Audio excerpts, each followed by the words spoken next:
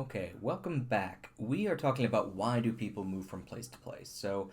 It's really important if you haven't been abroad or migrated to another country for work, you might not know about remittances.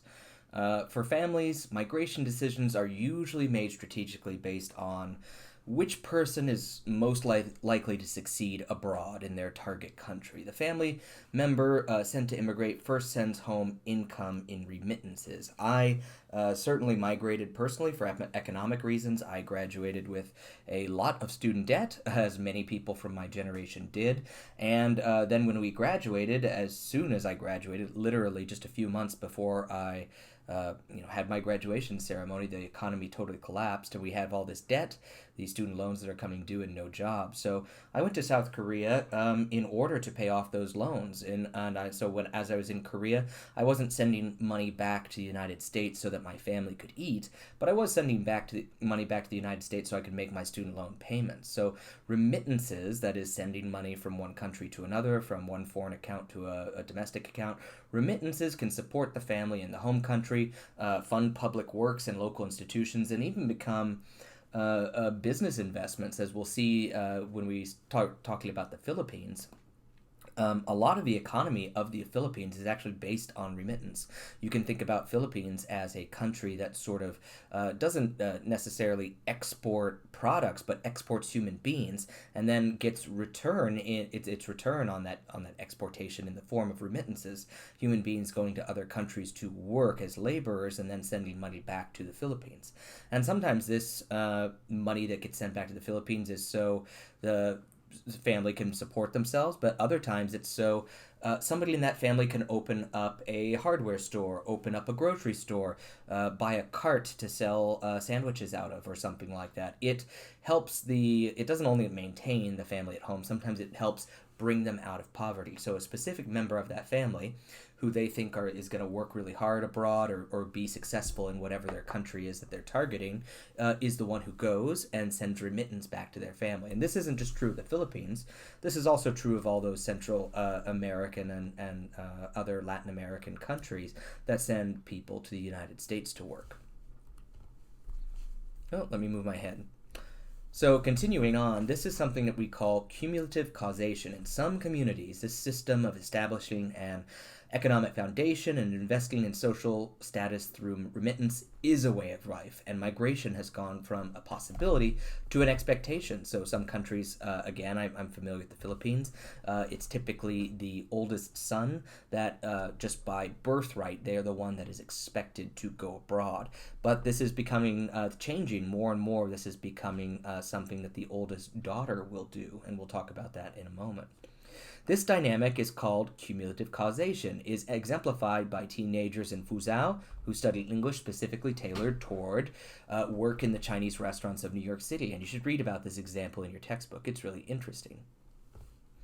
Also, this is sort of what I was alluding to in the previous video about Chinese immigrants that came to the United States during the gold rush, which created this cumulative causation, more people going because people had gone ahead of them and set up these systems of remittances and these expectations. So let's talk a little bit about who today's immigrants are. I'll see if I can get my head out of the way. There we go, mostly out of the way. Who are today's immigrants? There are four general types of immigrants. There are labor immigrants. They move in search of low-skilled and low-wage jobs unfulfilled by native-born workers. They constitute the majority of migrants in the world today. In the United States, they primarily take the form of laborers for agriculture, but that is not, and construction and types of dangerous work that or degrading work that American citizens generally are not interested in doing at any pay level. Which is, it's a complicated subject, but they also do a lot of works that we find not just laborious, but sometimes distasteful, such as working in meatpacking factories.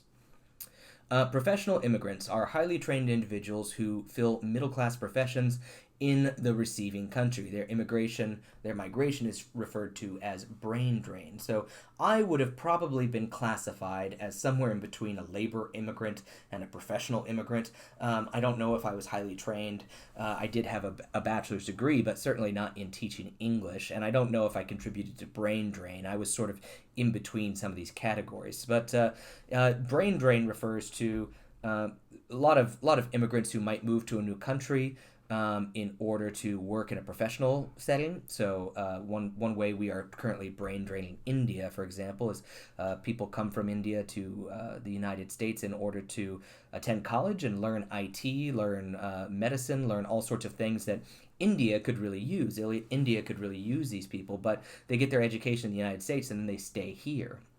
So the United States ends up with a disproportionate amount of migrants from other countries who are professional immigrants because of our education system and other kinds of pulls that we have and bridges. There are also entrepreneurial immigrants who move to conduct trade and establish businesses.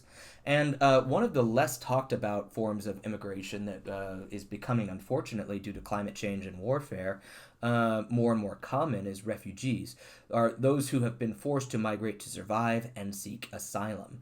Internally displaced persons are refugees moving within their own country. So there's two important parts about this that I want to mention, is that more and more the kinds of people that are coming over the southern border into the United States are more and more they are not labor immigrants. They are actually refugees seeking to leave countries that have some sort of political or social strife going on in them, who are being abused in their home countries and seeking asylum, which is very different than in the past, where before there was a dearth of jobs in their home country and they needed to come to the United States, work, and send back remittance. That is becoming less and less true. Mexico has a very strong economy right now and has developed quite a bit, so it's no longer Mexican migrants even who are the majority.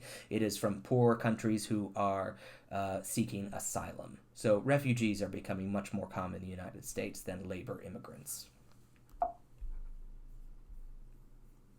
Come on, there we go. Sorry. So, women in immigration, this is also something I talked about before that is starting to change as time has moved forward, and particularly in the last 20 or 30 years, I would say. The current era is seeing a large number of women in all four immigrant categories. That is, these categories that we mentioned just a moment ago, which I can try to, there we go, labor immigrants, professional immigrants, entrepreneurs, and refugees. Migration is a gendered process, and that's important to think about. As women change immigration patterns, the immigration experience reshapes gender roles and relationships. Women labor immigrants however, are vulnerable to domestic violence, sexual abuse, things that many male immigrants of the past have not necessarily had to deal with in such a direct way. But they are also powerful because their remittances are a vital source of support for their families and hard currency for developing nations. So again, one very strong example of this is the Philippines, which I'm going to start discussing here in a minute. The Philippines was typically a fairly patriarchal culture where men were in charge, and men had a lot of control and a lot of say in their families because of their ability to work outside of the home, something we've seen over and over again in different kinds of economies. Whoever is able to be in charge of resources, economic resources in particular, tends to be the dominant gender. Now, Filipino women have started to become highly prized around the world for domestic labor, and not only are they good at it, but there is a strong pull for them in other countries like Hong Kong for domestic laborers. So they are able to go to places like Hong Kong, go to places like Japan, make money and send it back as remittance to the Philippines, and that gains them quite a bit of status and prestige within their family and new abilities and new rights and responsibilities. However, I've been to Hong Kong, so I want to show you a little bit about Hong Kong just to give you some more background information. So Hong Kong is a country surrounded by China. Well, it's part of China now, excuse me. It's in southern China, not too far from the Philippines. Um, and it's a very, very wealthy, very developed country. And this is what it looks like, though, on Sundays. So if you go to this area of the Hong Kong, this is a very upscale shopping area. And you see there's Giorgio Armani, Louis Vuitton, and all these upscale shopping areas. And it's beautiful 6 days of the week. But on Sundays, just about every open space in all of Hong Kong looks like this.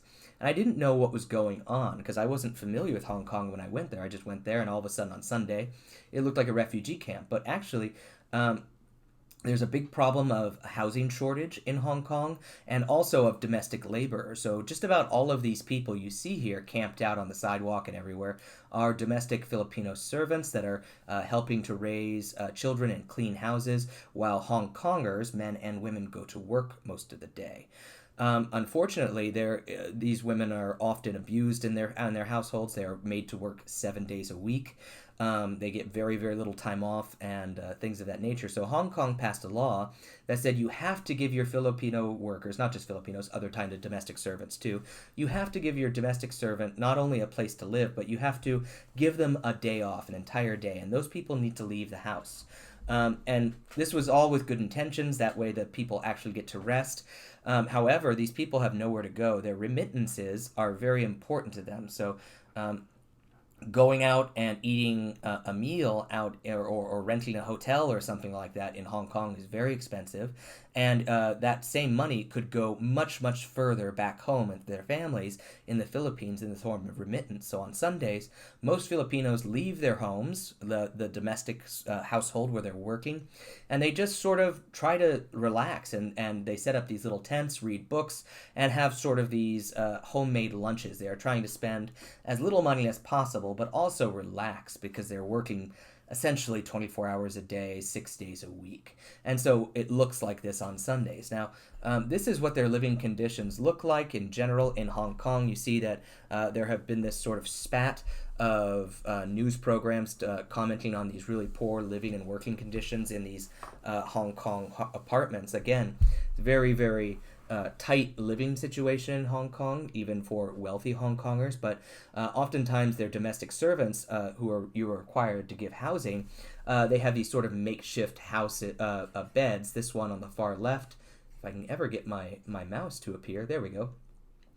Obviously, there's a domestic servant living here, and this is her entire room. She has this space above the washing machine, and it looks like they provided her with a little shelf, and that is all of the space that they have. There are also these sorts of cubby holes that you see built in above the kitchen in this, like literally smaller than a Harry Potter bedroom that he had in those movies. And sometimes these really terrible metal storage units that are put on top of buildings. And you can just imagine, as Hong Kong is a very hot country, how hot it is probably in these unair-conditioned separate metal households on top of these buildings. It's a very sad situation.